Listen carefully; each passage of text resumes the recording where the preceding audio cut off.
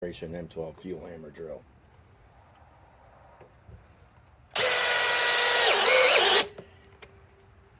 Wow. See, it's about an eighth of an inch thick. And this, the XC 5.0 battery.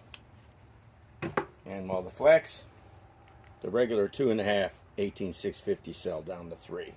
I don't want to run stacked lithium. It might be, even though this says 650 inch-pounds, I think this says 450. Can't remember what the third generation M12 fuel has. Let's try one more apiece.